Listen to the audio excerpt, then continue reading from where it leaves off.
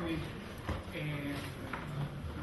Buenos días por segunda vez a todos y no voy a dar las gracias otra vez a la asociación, pero sí que agradecer otra vez la confianza que ha tenido Luis para poder compartir con vosotros otra charla. Bien, la idea de esto, y como la anterior vamos a intentar ser breves por las cosas del horario y tal, es hablar un poco de los principios de la fijación, ¿vale? Son cosas básicas, supongo que para algunos de vosotros será una charla muy básica, para otros algo novedoso, y simplemente repasar las bases, dónde estamos, dónde nos encontramos y a dónde vamos en la fijación interna de cirugía del primer grado, ¿ok? Bien, siempre que hablamos de fijación interna, el concepto clave y que no todo el mundo tiene muy claro y no todos tenemos muy claro es la consolidación ósea. La clave es entender que hay dos tipos de consolidación ósea. Una consolidación ósea primaria y una consolidación ósea secundaria. Son procesos diferentes, no tienen nada que ver. A veces conseguimos que el hueso consolide de una forma, a veces consolide de otra, a veces una mezcla de los dos. Bien. ¿Cuál es un poco la idea? La idea es, si hablamos de consolidación ósea primaria, consolidación por primera intención, también se le llama soldadura autógena o consolidación ósea directa. Es un proceso del que realmente no sabemos mucho. Realmente empezamos a entender un poco la consolidación ósea primaria a raíz de Danis en el 47, un cirujano ortopédico suizo que se le ocurrió poner un tornillo a un paciente con una fractura de fémur. Y a partir de ahí empezó un concepto totalmente nuevo, totalmente novedoso en el mundo de la cirugía ortopédica y la traumatología, que era la consolidación ósea primaria. Bien, Danis, lo que este cirujano suizo encontró fue que cuando hay fracturas, cuando utilizamos aparatos de fijación, tornillos, placas, para entonces, en el 47, algo totalmente novedoso, repito, el tratamiento de fractura del hueso curaba de una manera diferente, no curaba como él estaba acostumbrado a ver, era algo nuevo. Y lo más característico es que no había callo óseo, es decir, el hueso curaba y no había callo óseo, y el hueso curaba. Y claro, para entonces era algo como muy... Siempre se había pensado que el hueso curaba con callo óseo, no se entendía que había otra forma de curar el hueso, la consolidación primaria. Bien, entonces la clave aplicada al primer radio es que para tener consolidación primaria necesitamos fijación interna.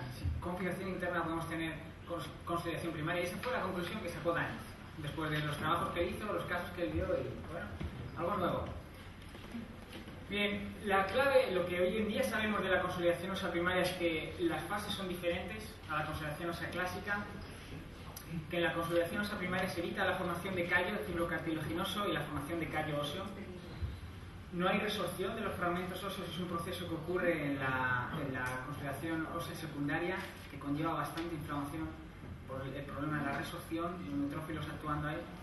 Y hay un remodelado directo de los sistemas de Havers, igual que la resorción ósea, el proceso de resorción fisiológica ósea, y se forma un hueso nuevo por la acción de osteoclastos y osteoblastos a través del foco. Vamos a verlo eso. Es un proceso histológico diferente, la clave es esa. Digamos que esta es una imagen esquemática y la clave es que estos son células grandes, osteoblastos, forman lo que se llama un cutting cone, un cono que corta y atraviesa el hueso, y detrás de los osteoclastos, van osteoblastos y van formando hueso. Yo tengo hueso antiguo y tengo un hueso nuevo que se forma por la acción de los osteoclastos y osteoblastos según avanza. Y eso ocurre en algunos tipos de fracturas y en otros no ocurre. Era lo que hoy en día sabemos. Digamos que esta es la imagen histológica, un corte del hueso, una imagen de la AO. El cutting cone, los osteoclastos están digamos, creando hueso, rompiendo ese hueso, haciendo una línea nueva de cementada que se llama, y por detrás una línea de osteoblastos formando hueso nuevo. La cosa es que cuando cruzan esta línea, pues ya tenemos aquí una unión, aunque aquí sigue desunido, pero aquí hay unión. Si lo aplicamos a una fractura ósea, lo que va ocurriendo es que se van formando los cutting cones a través de la fractura ósea, y el hueso que se forma es un hueso normal y corriente, no es diferente del otro, pero no ha habido un problema, no ha habido un callo óseo. Es un proceso diferente, totalmente diferente. Digamos que esta es un poco la idea. Es un postoperatorio inmediato, una fractura de Austin, una osteotomía de Austin con Johnswick para una limitus del primer metatarsal. Postoperatorio inmediato, a las 6 semanas ya la fractura, línea de fractura no se ve tan bien, y a los 2 meses no hay línea de fractura. Bien, el hueso ha curado y es algo diferente, no ha habido callo óseo. lo que ha ocurrido es una consolidación primaria. Es decir, a través del foco de fractura ha habido un cutting cone que ha ido cortando y los osteoblastos han ido entrando luego. Las diferencias entonces serían la consolidación secundaria, la clásica, la forma normal de curar el hueso, hay una formación de callo óseo, una consolidación primaria no. En la formación de tejido intermedio, la consolidación secundaria y formación de tejido intermedio se forma tejido fibroso, tejido cartilaginoso, en la consolidación primaria no, directamente se forma tejido óseo. La consolidación secundaria, y esta es la clave, es sin fijación estable y la consolidación primaria es con fijación estable, necesita fijación estable. Y eso es lo que realmente hoy sabemos bien acerca de la consolidación primaria. En la consolidación secundaria existe movimiento entre los fragmentos y en la consolidación primaria no. Digamos que es una forma programada, una forma que tenemos nosotros de dirigir la curación del hueso, hacer una consolidación primaria, ¿vale? No hay, y esto es una cosa, no hay diferencia en el tiempo, es decir, la consolidación primaria y la consolidación secundaria tardan igual en curar, el tiempo no es menos, ni más que si lo haces de una manera o de otra, prácticamente es el mismo tiempo, ¿vale? Lo que tarda en curar. Alguna tiene una ventaja y otra tiene otras ventajas. La idea clave es que lo que Danis observó en la ausencia de callo óseo cuando él utilizaba tornillos en pacientes con fracturas de fémur y tal, en esquiadores, es lo que digamos que la clave está en esto, en la fijación estable, en la consolidación secundaria y movimiento, la osteotomía no es estable, ¿vale? Y eso hace que se forme callo óseo, tenés una consolidación secundaria, ¿vale? También la consolidación primaria es estable, hay fijación entre los filamentos y no necesita callo óseo, se forma hueso directamente. ¿Ok? Bien, digamos que estas son las dos formas y esto es un poco indicativo de que si yo veo callo óseo en una radiografía, si yo no he puesto fijación no me preocupo porque yo sé que la fractura se va a mover, pero si yo he puesto una fijación y aquí lo normal es que no haya callo óseo, porque si yo observo callo óseo ahí, lo que estoy observando es que la fractura se está moviendo, ¿vale? Que es algo que en principio no debería ocurrir. Okay, estas son las dos formas, secundaria, unión secundaria, unión primaria, ¿vale? El grado de callo óseo es sinónimo de inestabilidad. Cuanto más callo óseo, más inestabilidad. ¿Okay? Es decir, cuanto más se mueven los fragmentos, más tiende el cuerpo a formar callo óseo para estabilizar la fractura. Es un intento, digamos, el callo es un intento del cuerpo de estabilizar esa fractura. Entonces, cuanto más inestable la fractura, más callo óseo. ¿Vale? Si en tu osteotomía no hay callo óseo, no tienes por qué en principio ser algo problemático, puede ser simplemente que la fractura es muy estable y no se está produciendo movimiento y el hueso va a curar de forma primaria, ¿vale? Bien, a raíz de esto, bueno, en el 1958 se creó, a través de los trabajos de Danis, se creó la AO, Grupo Internacional de Osteosíntesis. La AO ha investigado intensamente la consolidación ósea primaria, su requerimiento físico, biológico, la significancia del tratamiento de las fracturas, etcétera, etcétera. Y en el 84, a raíz de la AO, se creó la AOASI, la Association for the Study of Internal Fixation. Que son más de 2.000 profesionales por todo el mundo, realizan cursos, clases, etc. Y su objetivo es la consolidación ósea primaria, ¿vale? Están dedicados a la enseñanza y el trabajo de la consolidación ósea primaria en el hueso. Bien, se le considera actualmente el grupo de referencia mundial respecto a la osteosíntesis. Bien. Esto, digamos, la AO, digamos que ha postulado dos requerimientos básicos para que haya consolidación ósea primaria. Necesitamos dos cosas. Una es que haya sangre, y eso ocurre tanto en la primaria como en la secundaria. Es decir, si queremos que el hueso cure, tiene que haber sangre, un aporte vascular. Y segundo, que tiene que haber fijación rígida estable, porque es lo mismo que estabilidad, ¿vale? En los fragmentos. La ausencia de movimiento, repito una vez más, la ausencia de movimiento de los fragmentos es lo que hace que haya consolidación ósea primaria. No existe formación externa de callo y el estudio histológico es diferente. ¿Cuál es el objetivo de la consolidación ósea primaria? Es que el miembro se recupere antes. Es decir, el objetivo es la recuperación temprana de la extremidad afectada por la fractura o la osteotomía. ¿Por qué? La idea es la siguiente: si la osteotomía es estable y no hay movimiento entre los fragmentos, tú te estás asegurando una consolidación ósea primaria, tú puedes rehabilitar el miembro antes. Si el paciente al día siguiente de la cirugía puede empezar a mover la articulación tarsofalángica, puede empezar a mover todo. Si la osteotomía no es estable y hay movimiento entre los fragmentos, la recomendación es reposo, ¿vale? Porque movilizar el miembro lo que hace es mover más los fragmentos, ¿vale? Entonces, la idea es, son procesos que entre la consolidación ósea primaria y secundaria, el tiempo de curación se estima aproximadamente el mismo si el paciente hace reposo, pero si los fragmentos son inestables, el paciente tiene que reposar, ¿vale? No puede movilizar el miembro. Si los fragmentos son estables, el paciente puede movilizar de inmediato, ¿vale? Por lo cual adelantamos mucho la recuperación, fisioterapia, etcétera, etcétera. Los 4 principios básicos de la AO son la reducción anatómica y los fragmentos, colocar los fragmentos en la posición que tú quieres. La técnica traumática, esto hace referencia a que le llegue sangre al hueso, ¿ok?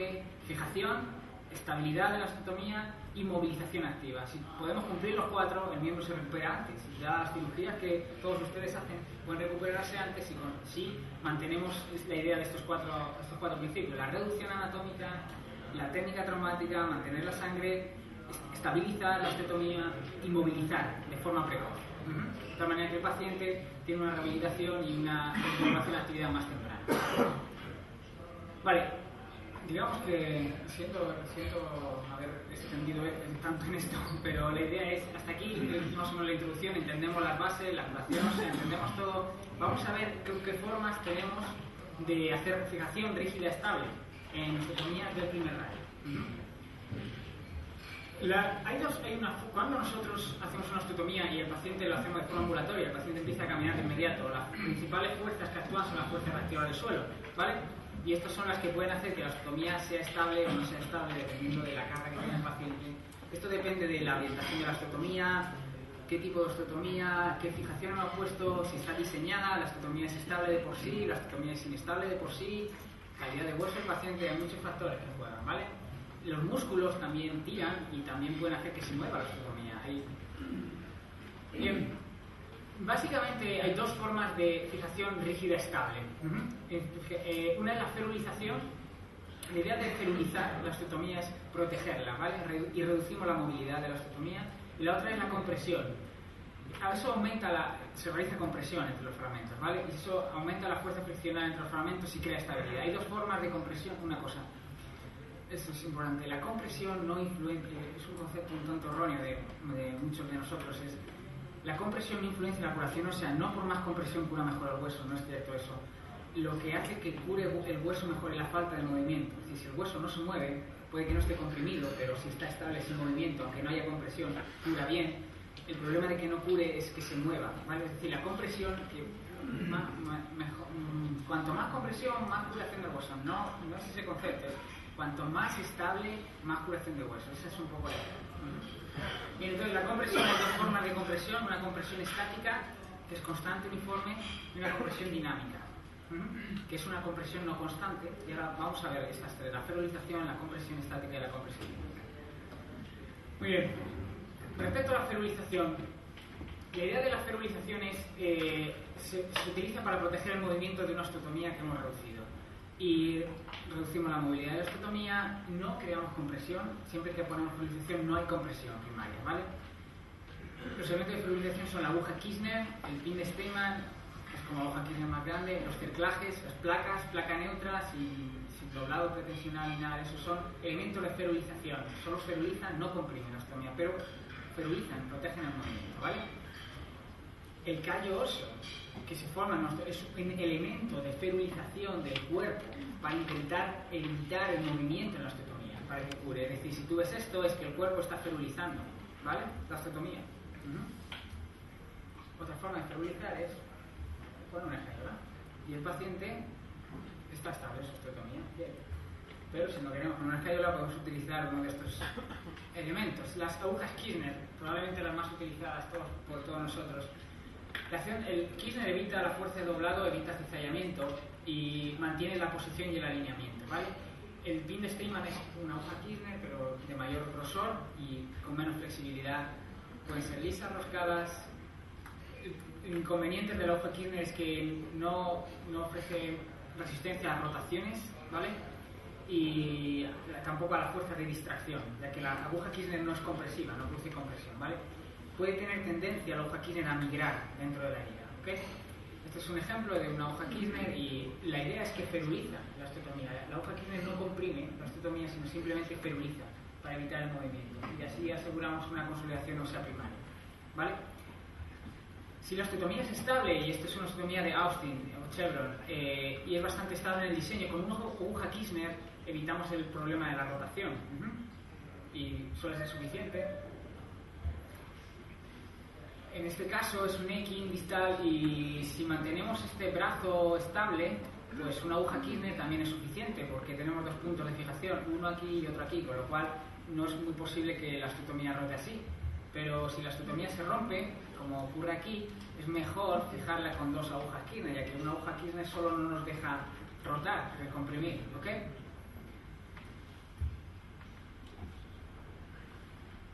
De la misma forma, hay veces que al hacer la osteotomía, la aguja Kirchner, una aguja Kirchner no nos queda muy estable y no estamos muy contentos y cargamos y parece que no. Bueno, colocar otra aguja Kirchner son dos puntos de fijación, también te puede ayudar a dar un poco más de estabilidad a la osteotomía. Problema de la aguja Kirchner, la distracción, una artrodesis en V, la aguja Kirchner no comprime, o sea que puede distraerse el dedo, y aquí ocurre que a pesar de la fijación se ha distraído. Es algo que tienes que tener en cuenta. Rotura. ¿Y ahora qué? Hay que sacar esto, ¿qué ocurre con esto? Otra posibilidad es dejarlo para evitar que la aguja migre hacia adentro. Una posibilidad es dejarla enterrada, dejar la aguja Kirchner enterrada. Digamos que este es el vídeo, a ver si da de suerte. Sí. La aguja Kirchner enterrada consiste en realizar un agujero a 90 grados con una aguja Kirchner, en este caso de 1.6, 1.7 más o menos, y una osteotomía de Austin.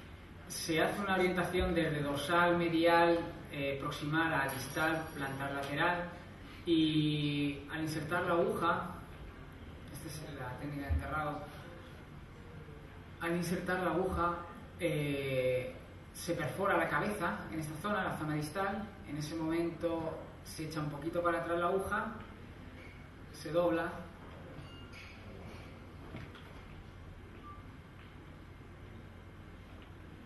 se corta, y echándola un poquito para atrás la aguja podemos, ¿vale? Para que no migre hacia distal, no migre por el agujero, se puede encastrar en el hueso. Bien. No hace compresión, pero realiza una estabilización constante y uniforme de la osteotomía, ¿vale? ¿Qué sería esto de aquí? ¿Vale? La posibilidad ahora que aprendimos era hacer este brazo un poquito más largo y hacer un pretensado anterior para que cuando insertes la aguja mantenga cierto grado de compresión. Es una modificación. Bueno. Ok, en ocasiones la aguja Kirchner no se hace para fijar una osteotomía, sino como aquí es una panosección metatarsal, y lo que hace es para fijar los dedos en una posición que queremos. Y la idea es la misma, la de hacer estabilización, ferulización, ¿vale? Ok. Cosa de informática. Bien, la compresión dinámica es la siguiente forma de fijación. ¿Cuál es la idea de la compresión dinámica? En la compresión dinámica vamos a aprovechar las cargas que hace el paciente, ¿vale? Es decir, tenemos un elemento de fijación, ponemos un elemento de fijación rígido en la osteotomía, y cuando el paciente aprovechamos la carga del paciente para que haya compresión en la osteotomía, ¿ok? Entonces se realiza una compresión cíclica. Cuando el paciente apoya hay compresión, cuando el paciente no apoya hay descompresión, cuando el paciente apoya comprime. Y es lo que se llama compresión dinámica, ¿vale? El grado de compresión depende de la fuerza que haga el paciente en el suelo. Y la clave de la compresión dinámica es que la osteotomía tiene que ser muy estable en condiciones de carga, ¿vale? El principio básico es este, es el del intramedular nailing, el clavo endomedular. Es decir, este clavo endomedular para una fusión pantalar con un pie de Charcot, con artrodesis subastral, triple artrodesis subastralina y pantalar, el clavo endomedular no hace compresión de la osteotomía, pero cuando el paciente apoya, se comprime. Cuando el paciente está en descarga, no comprime, feruliza. Cuando el paciente apoya, comprime. Cuando el paciente desapoya, comprime, ¿vale? Aprovechamos la carga del paciente para realizar compresión cíclica. El ejemplo más claro es la osteotomía de Austin, Chevron. Es decir, si yo consigo fijar la osteotomía de esta forma, colocando la aguja en el brazo plantar, cuando el paciente cargue, ¿vale?, se va a producir compresión de la osteotomía. Cuando el paciente descargue, se va a producir ferulización, simplemente. Compresión, descompresión, compresión, descompresión. La compresión dinámica. la osteotomía de Weil, que vimos ayer, otro ejemplo muy claro de la compresión dinámica, una osteotomía, ¿vale? La osteotomía de Weil, una osteotomía muy estable, paralela al plano del suelo, se fija con un tornillo, y si fijamos con un tornillo tenemos compresión estática, que siempre comprime el tornillo, pero si nosotros queremos fijarlo con 2 agujas Kirchner, y yo al principio cuando hice la osteotomía de Weil me era muy difícil encontrar tornillos y me dijeron, bueno, con 2 agujas Kirchner las pones paralelas y haces una osteotomía de Weil, perfecta. Y al hacer carga hay compresión. Es lo mismo, el mismo concepto, ¿vale? 2 agujas pueden ser lisas normales, se ponen las 2 agujas, si no queréis dejarlas enterradas, se colocan en esta posición, a las 6 semanas se sacan y fuera, ¿ok? Si no, se realiza compresión dinámica. Otra posibilidad, lo que es, por eso Carmen enseñó ayer, es la utilización de agujas absorbibles, ¿vale? Osteotomía, se coloca una aguja temporal en esta zona, una aguja absorbible en la zona distal, otra, se retira la aguja temporal, ahora se corta la aguja absorbible, se retira la aguja temporal y se coloca otra aguja absorbible, 2 agujas absorbibles para evitar rotación. Este es el resultado final de la osteotomía. El resultado es aquí, es este que vemos, con compresión dinámica, no compresión estática, compresión dinámica. ¿Cuándo apoya el paciente comprime? Cuando no apoya no comprime. Es un poco la idea. La última. Con esto acabamos. La compresión estática. La compresión estática es compresión siempre. Apoye, no apoye, etcétera, etcétera. ¿Cuáles son las claves de la compresión estática? La técnica que utiliza compresión entre los fragmentos constante y uniforme se realiza por la fuerza, digamos, la estabilidad de la fuerza de fricción entre los fragmentos. Evita todas las fuerzas deformantes, no varía con la carga. Y el ejemplo más claro, evidente, es el tornillo. El tornillo interfragmentario hace compresión estática. Lo único, la compresión del tornillo disminuye por el proceso de remodelación ósea. Digamos que a los 2 meses un 50% de la fuerza del tornillo ya se ha perdido. Pero bueno, ya se ha formado el hueso, ya un poco igual. Hablando... podríamos hablar horas y horas de tornillos, pero básicamente, y para que entendamos un poco el funcionamiento, que es de lo que un poco se trataba por la idea que Julio me transmitió al pedirme que hablara en esta charla, los principios de la fijación, la idea es, el tornillo funciona porque hay 2 tipos de tornillos. Este es un tornillo cortical totalmente enroscado, tornillo esponjosa parcialmente enroscado. El tornillo funciona porque se ancla la cabeza con la rosca distal, ¿vale? Esa es la clave del tornillo, es decir, la zona proximal del tornillo no tiene que hacer contacto con el hueso, ¿vale? Y si eso ocurre, no hay compresión. Cuando tú haces contacto de la zona proximal con la zona proximal del tornillo con el hueso, no se comprime. La compresión es de la cabeza con la zona distal, ¿ok? Ese es el anclaje. Eso es lo que se llama la LAC technique, el tornillo interfragmentario, la técnica de fijación. Bien, entonces la clave es que requiere un protocolo muy meticuloso de inserción. Este es un tornillo esponjosa, ¿vale? La diferencia principal con el tornillo cortical es el cuerpo rosca. En el de esponjosa el paso de rosca es mayor, hay más diferencia entre el paso de rosca y en el de cortical, y la diferencia entre el cuerpo rosca es mayor. Eso hace que el tornillo de esponjosa pueda agarrar mejor la esponjosa que el tornillo de cortical. El hueso es más denso y no necesita agarrar tanto el hueso cortical, ¿vale? Es un poco la idea. Y el tornillo de esponjosa, que es el tornillo de esponjosa son estos de aquí, puede ser parcialmente roscado o totalmente roscado. En cambio el de cortical solo puede ser totalmente roscado. Entonces el de cortical solo puede ser es el totalmente roscado, rosca menos pronunciada. La relación diámetro de cuerpo-rosca, es decir, la separación entre el cuerpo y la rosca es menor.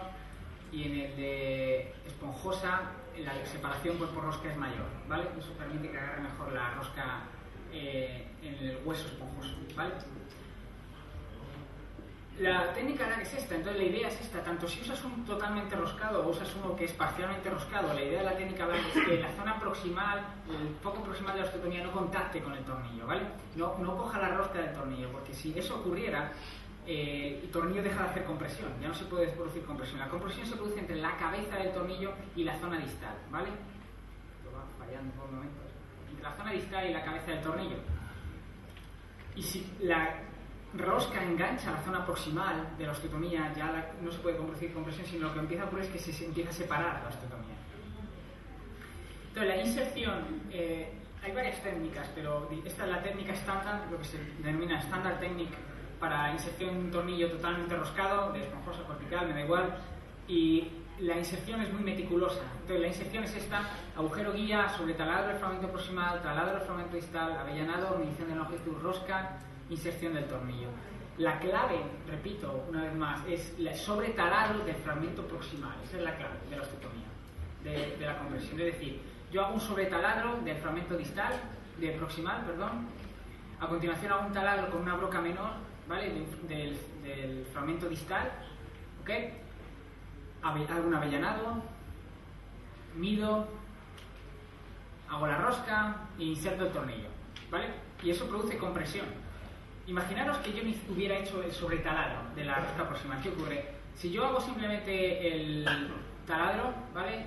1, avellanado, 2, medición, hago rosca, ¿vale? Fijaros, cuando hago la rosca esto se separa. Al insertar el tornillo, y yo no he hecho un sobretaladro aquí en la zona proximal, al insertar el tornillo ocurre esto, que la osteotomía se separa, ¿vale? No agarra. ¿Cuál es el truco? Muy fácil. Si estás en esta posición, el truco es: saca el tornillo, haz un sobretaladro proximal y inserta el tornillo. Y ahora ya comprime, ¿vale? Pues la compresión, repito una vez más, se produce entre el fragmento distal de la rosca y la cabeza del tornillo. Esa es la compresión del tornillo, ¿ok? Este es un vídeo, a ver si se ve.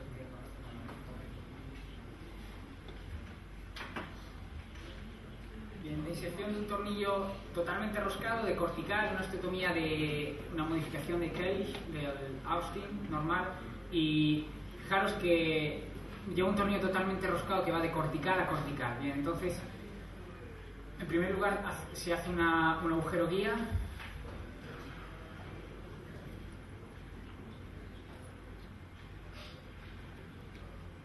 ¿Vale? Que atraviesa la cortical proximal y la cortical distal.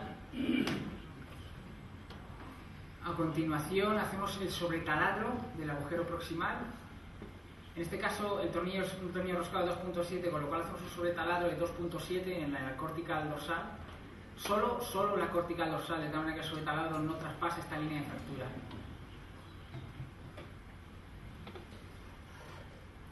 Utilizando el T-sleeve, que es este instrumento que engancha el agujero que hemos hecho en el sobretaladro proximal, lo que hacemos es taladrar el agujero distal con una rosca con una broca de 2.0, ¿vale? Entonces ahora tenemos un agujero proximal, esta tiene que llegar hasta la cortical distal, entonces tendremos, ahí está, entonces tendremos ahora mismo un agujero de 2.7 aquí y 2.0 aquí. Tendremos un sobretaladro dorsal y un agujero normal en la zona plantar. Una vez que hemos hecho este taladro, hacemos el avellanado.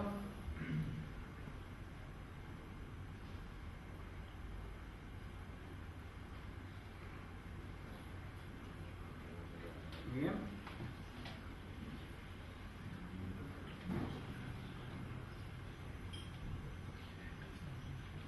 Medimos. Siempre es avellanar antes de medir y medir antes de roscar. Es un poco la clave que tenemos que memorizar todos. Es siempre la medición es después del avellanado para que pueda entrar en esta zona, y ahora hacemos la rosca, ¿vale? Una vez que hemos medido.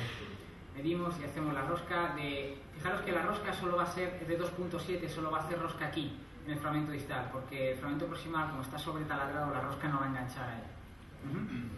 Hacemos la rosca y ahora ya insertamos el tornillo con el sobretaladro proximal.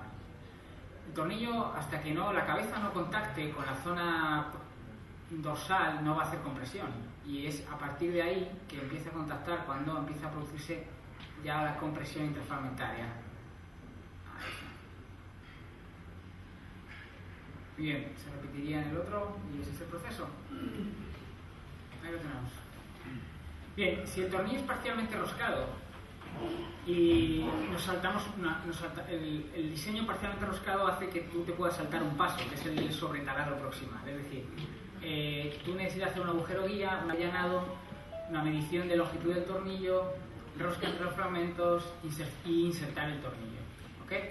Digamos que hacemos el agujero guía, lo llenamos, medimos, roscamos, y insertamos el tornillo, y como es parcialmente roscado y no lleva rosca en la zona proximal, no es necesario sobretaladrar el fragmento proximal. Al insertar, comprime, ¿vale? Este es un ejemplo de un tornillo de 4.0 para una osteotomía de Austin distal. Se coloca una aguja temporal, una fijación temporal que atraviese la cortical dorsal y la cortical plantar, ahí, y hacemos la inserción de un tornillo de 4.0 roscado. Entonces la idea es primero un taladro de 3.5.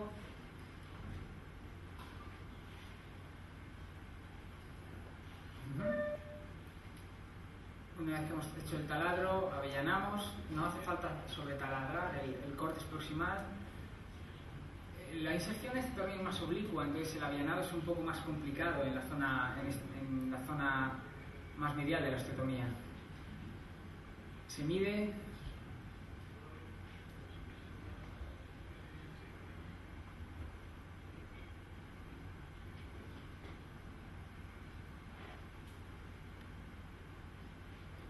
Se hace la rosca de los dos fragmentos, del fragmento proximal y del distal, se hace la rosca de los dos, y ahora a continuación insertamos el tornillo, que es parcialmente roscado. Al ser parcialmente roscado no hace falta que coja rosca en la zona proximal. Entonces, como es parcialmente roscado, lo que es importante es que la rosca pase esta línea divisoria, si no el tornillo igualmente, la osteotomía igualmente empieza a distraerse cuando empiezas a insertar el tornillo. Pasa lo mismo hasta que el tornillo no llega a la cabeza, no hay compresión, y en el momento que llega a la cabeza se quita la fijación temporal, ¿vale?, para que nos permita hacer compresión, y comprimimos la osteotomía, la fuerza que se realiza entre la cabeza y el agarre distal del tornillo. Ok. Inestable. Bien. Esta es un poco la idea. El tornillo parcialmente roscado, aquí no engancha rosca, ¿vale? No hay que sobretaladrar, y el tornillo totalmente roscado hay que sobretaladrar la corteza proximal. Y el tornillo de Gerber, y es el último del que voy a hablar, lo prometo, es un tornillo ahora muy de moda en la cirugía podológica, se usa mucho, muchas casas lo están vendiendo. Y ¿cómo funciona este tornillo? El principio es un poco diferente al que hemos visto, y la idea es la siguiente: este tornillo es menor, por lo cual el tornillo avanza más, agarra la corteza proximal o agarra la osteotomía proximal, y este tiene una corteza distal, hace que la distal se mueva menos que la proximal, y eso va haciendo que se vaya comprimiendo la osteotomía. Es un poco el principio de funcionamiento del tornillo de Gerber. Siempre es parcialmente roscado, y en principio es autorrosca, no hay que hacer la rosca, es canulado, mucho más moderno que estos vídeos que hemos estado viendo, canulado, autorrosca, etcétera, etcétera. Y la principal ventaja es que la cabeza no sobresale, tampoco hay que avellanar, ¿vale? Hay que hacer un avellanado cuando se hace la inserción distal. La idea es muy fácil de insertar. La idea es Timothy Gerber, que es un traumatólogo americano que lo inventó. La idea era hacer un tornillo que no tuviera cabeza, porque los tornillos clásicos con cabeza en la fractura de escafoides carpiano, esto es un escafoide carpiano, daban problemas, ¿vale? El tornillo que daba la cabeza molestaba, había que intervenir para sacarlo, etc. Entonces la idea era dejar un tornillo que quedara a ras, cortar la cabeza. Y una forma de buscar compresión muy inteligente fue esta, ¿vale? En osteotomía de Scarlett, fijaros el paso de rosca entre este y este es diferente. Entonces, cuando tú vas insertando el primero, no hay problema, pero cuando el fragmento distal empieza a coger la rosca proximal, ahora ya el tornillo avanza diferente, el fragmento proximal del segmento distal, van avanzando a diferente velocidad, y es lo que hace compresión entre los fragmentos. Bien, como conclusiones, la idea es: las técnicas de fijación interna pretenden estabilizar de forma rígida los fragmentos, lo cual permite una osificación primaria, ¿vale?, y una rápida movilización de la extremidad. Es un poco el mejor resumen de la charla. Las técnicas de fijación se pueden establecer por ferulización o compresión. Hemos visto que hay compresión dinámica y que hay compresión estática. Y la compresión estática se realiza básicamente mediante el uso de tornillos, y para usar los tornillos, y hoy en día estamos muy de moda el uso de tornillos, tenemos que conocer muy bien las bases, los principios de la fijación, los principios mecánicos, etcétera, etcétera. Muchas gracias.